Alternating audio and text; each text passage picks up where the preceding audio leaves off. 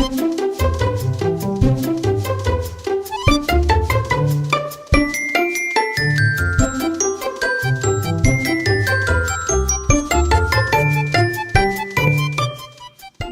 Christmas! It's finally that time of the year, and a lot of us are starting to count down, waiting for that holiday. If you have to work during the holiday, I do hope that you will actually take some time off as well and, share a good cup of tea perhaps and just sit down and just chill because we all need those R&R. And I think that is really highlighted from an email that I got this morning. A customer, a very good customer, sent us an email and complaining about a tea that she actually ordered, but she didn't actually want, and she said we didn't give her the personal touch of not flagging that was a problem when we received the order.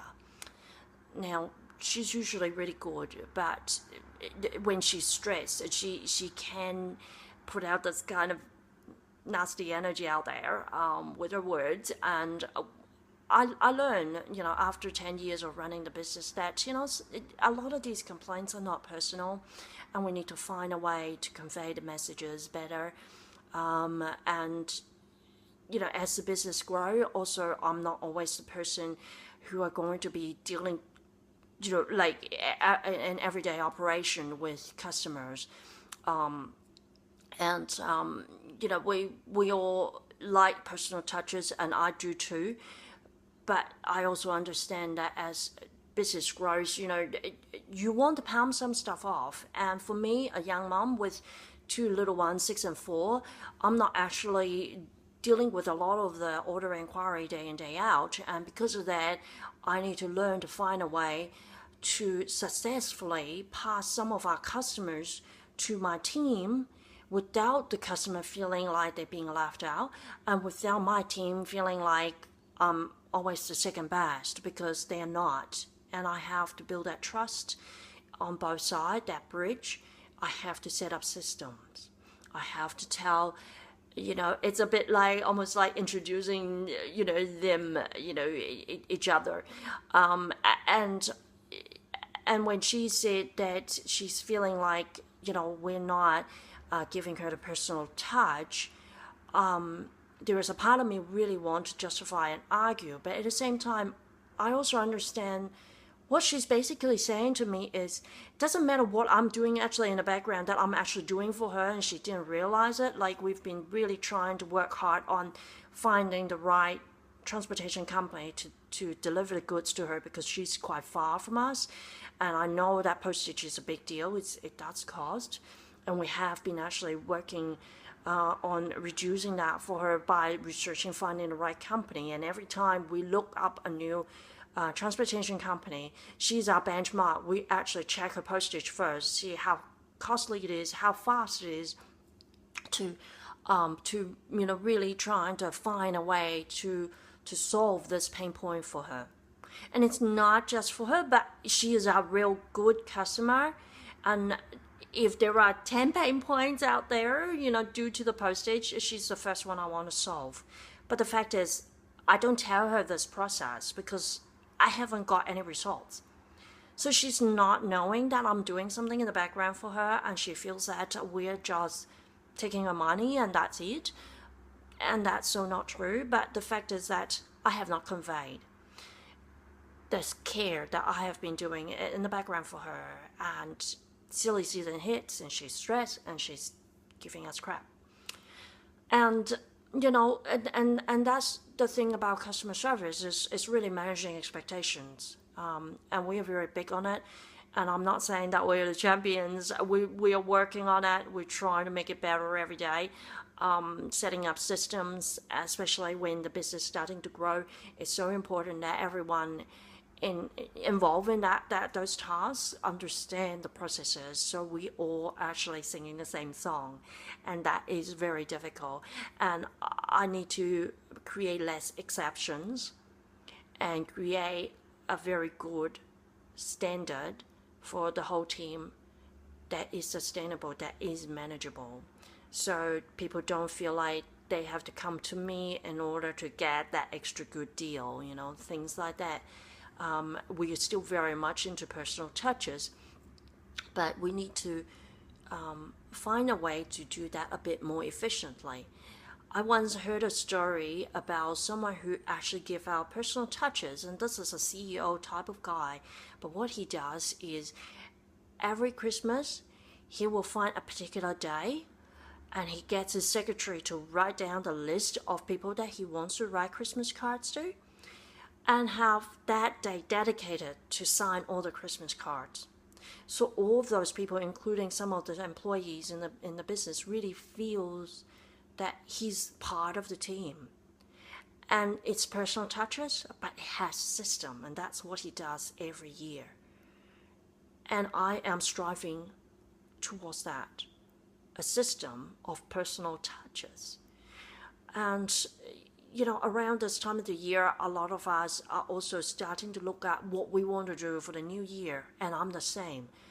I am quite a system kind of gal, and this time of the year, I'm because everyone is getting a bit stressed, and orders are coming left, right, and center.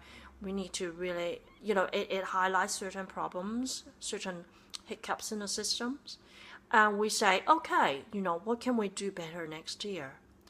And again, when the business starts to grow, how I can palm those off successfully with processes that my team understand and can implement them without me holding their hands. So there is definitely, thoughts and system that needs to be in place, and I am always asking them for feedback in those processes, because I'm the strategist up there and they are the doers. And it's not about, I'm higher or lower, but it's simply that in my mind, I'm thinking about this is typically how it works. And that's based on how I've been doing it.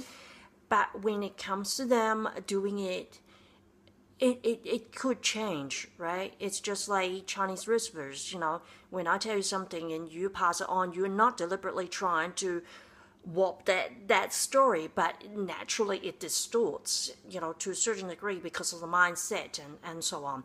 So I need to sort of take that in place to make sure that this is not the perfect German tank that easily break, but it is a durable, workable, workhorse American tank, I was told. That would not just that process would not be so delicate that no one else can drive it perfectly. It has to be driven easily. And at the same time, still maintaining those personal touches. So it is something that, we're definitely striving. And at the same time, also understanding that not every customer is going to fit into this system. And we have to decide whether, A, they're worth our while to break those and they become our exceptions, or whether we have to just gently and politely tell them, sorry, we just can't work with you. You would be better off being taken care of by another tea supplier, such as the people who are looking for discounts, people who are looking for, the cheapest of the lot. We're not those people. We're a leaf tea specialist. And we've been saying that, look, yes, there's definitely a place for tea bags, but it's not our place. Why? Because we think that you deserve that 5-minute break. Go and have it. And your customer too. We can all have, a laser grey cup of tea and rush around. But in this life of multitasking, can you not spare 5 minutes just for yourself to regroup?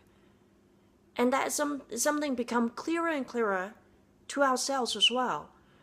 And that becomes something that we're passionate about in promoting. And we suggest you to have a think about what you can do in your business that's going to make you sing. That people come back for your brand, for your story, not just that cup of English breakfast in a tea bag. It doesn't matter whether you're a cafe, tea house, beauty salon, whatnot, you can certainly put a certain touch to it to make it extra special. that make you remarkable and memorable. So again, Merry Christmas, Happy New Year, have a safe one. Please, please don't drink and drive. And I recommend you drink more tea. But also, just give yourself a bit of time to regroup, reflect, and have a fantastic 2014. And I look forward to connecting with you in the new year. Merry Christmas.